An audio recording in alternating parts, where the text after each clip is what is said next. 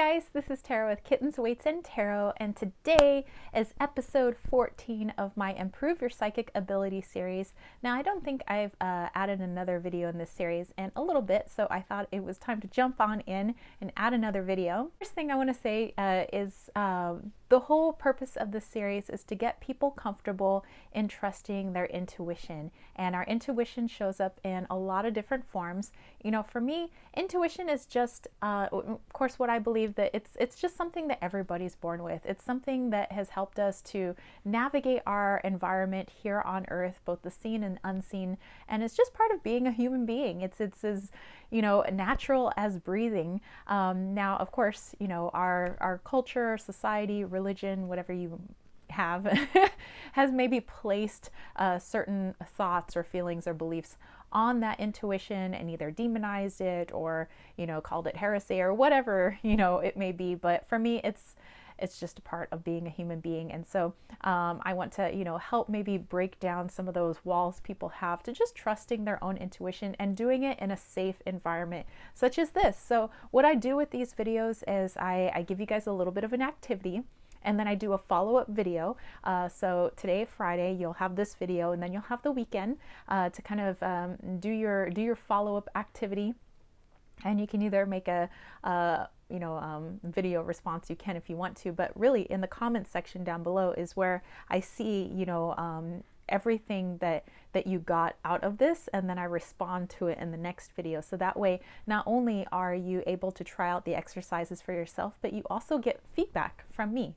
And I love to hear about your experiences because, you know, for me, I'm just putting maybe activities out there that I think may help, but I'm not trying to say that I'm like Miss like guru of the psychic world or anything. They're just they're just activities that I have found beneficial in opening up my own intuition, because I feel that it's constantly changing and morphing. You know, how I navigate my unseen world now is quite a bit different than how I used to navigate it when I was in my 20s and when I was a child. And, you know, and I feel like certain clairs, which there's, you know, certain senses, you know, clear seeing, clear knowing, clear, you know, smelling, you know, all the different clairs.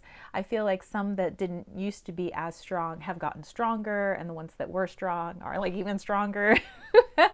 Let's dive into today's exercise. So today, what I want to dive into is strengthening actually your clairsalience. So that is your clear smelling. You know, there are some people that just know about certain things. That's your claircognizance. Some people have clear viewing, clear sight, you know, and that's with the third eye. Some people see things with their actual eyes. You know, I see both. Some people, you know, hear things that maybe other people may not hear, you know, as it's coming from a, you know, a different realm. Some people may smell the scent of something like, I smell my grandmother's perfume, you know, it just so happens to be around her birthday, or I smell cigar smoke when really there should be no real source of this cigar smoke. So it's things like that. And automatically when we have these smells, they trigger a certain memory, or we automatically know who it is, or we're thinking of a certain thing. And so it's a lot of these bits of intuition. It's like getting clues, and then later on you have to take these clues and put them all together to try to figure out what the picture is making, like who is this or what is the message. So one of the ways to bring in more clues is through your sense of smell. So maybe this is a clair that is strong for you. Maybe it's one that maybe is not as strong, but I have an activity that I think will be good no matter what the strength of your extrasensory nose is doing. So this is an activity that actually I do with my high school seniors, and that's for their narrative writing unit.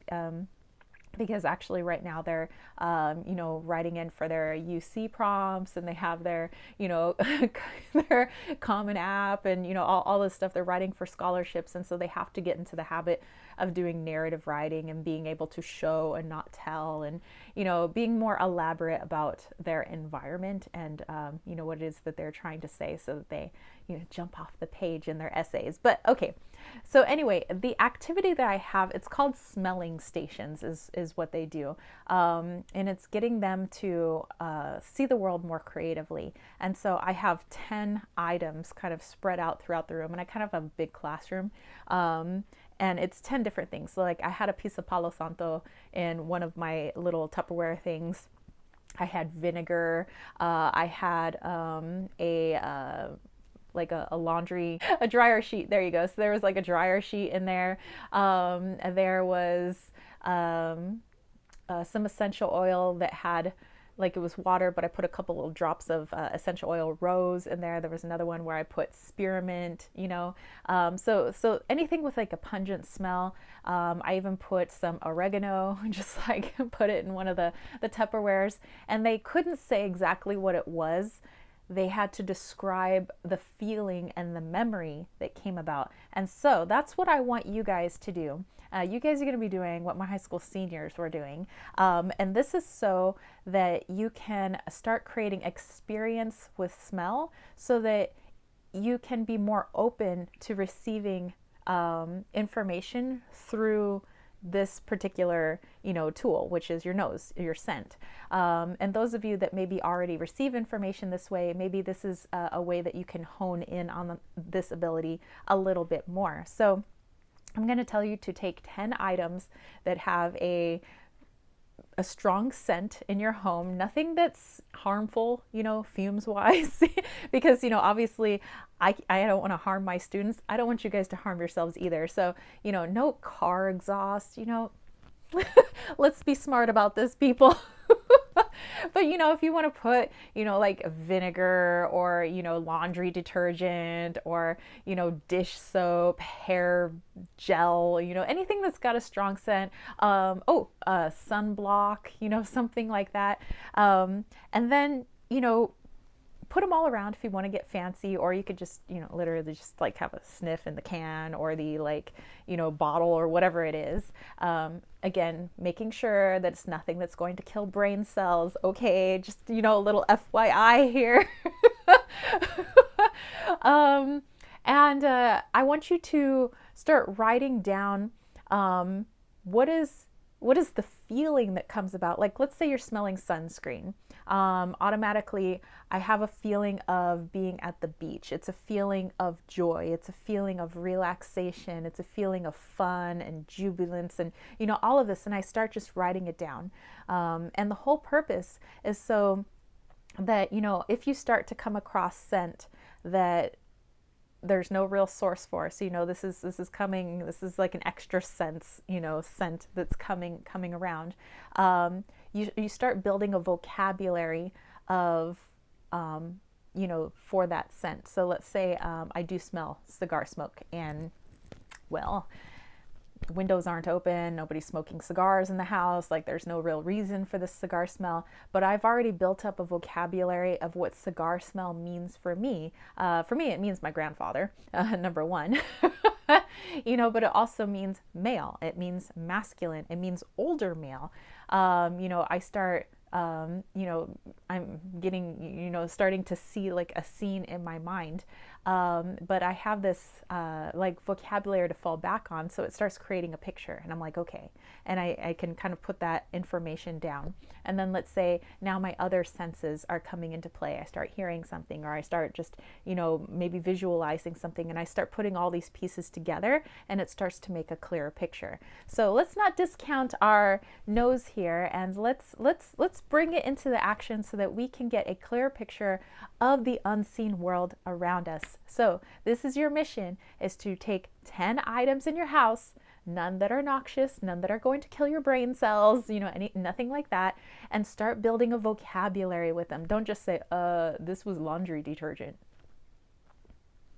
Get more creative, people. You know, so you could say, this to me feels like calmness, you know, repetition, meditative work, you know, for some people doing laundry is relaxing, you know, whatever, you know. And then when our unseen world is trying to communicate with us, they realize, okay, this person has a vocabulary bank now built up with their sense of smell, I'm going to hit them with this scent and this scent and this scent, and it just, and that's their way of communicating. I say they because I really, you know, maybe it's spirit, maybe it's whatever other energies, angels, I don't know. I'll just say they. You know, but this is just another tool in your psychic arsenal. Okay, so what I want you guys to do again is find 10 items and really write down what is coming to mind, what is the feeling that you receive, what are some words that start coming to mind. And in the comment section down below, you can put down maybe all 10 of those things, or maybe just a few, you know, because 10 is maybe a lot to write in the comment section. But you can if you want to. I'm not going to discourage that, but at least put a few of them. So then in the follow-up video that I make, I can read what some of those were. And you know, they are very personal, because I believe, you know, we're kind of like the medium or the tool in which information is passing through.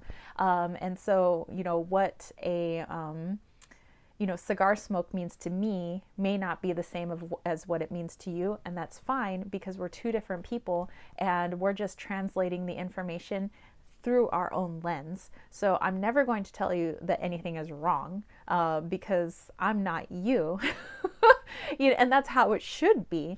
You know, just like when people read tarot cards, no tarot reader really reads them the same. Some people are more intuitive, some people are more by the book, some people are more into the symbols. But the message comes across pretty clearly, no matter how they're reading it. But we're all different, and I think that's a great thing, you know, that we all add our own flair. We have our own point of view of doing these things. So this exercise is all about clairsalience, our clear smelling. So again, find 10 items. You guys are doing a smelling station. Hey, Wally. Wally has a really good sense of smell. And just start writing down a little narrative. What are the memories that come to mind? What is the picture that comes to mind? You know, one of my students, I remember when she smelled, because I had laundry detergent in one of the Tupperware bowls, and she was like, "This reminds me of laying in the field of cotton." And she says, "And I'm looking up at a beautiful blue sky and I feel really relaxed, and I'm wearing a sundress." And I'm like, see, yes, that's what I want. You know, it's stuff like that, not just, I think it's laundry detergent. I don't know, smells like laundry. So yeah, the more vocabulary you can give it, the more, you know, expansion you can give it, obviously the greater this tool will be useful for you. Okay, so I hope you guys enjoyed this. I look forward to what you guys put in the comment section down below. What are some of the things that you took a whiff of, and what were the things that came to mind? What were the words, the experiences, the memories that came to mind? All right, and then I will mention them in the follow-up video. So I will catch you spiritual homies later, and yeah, see you then. Peace, love, and chicken grease. Peace out.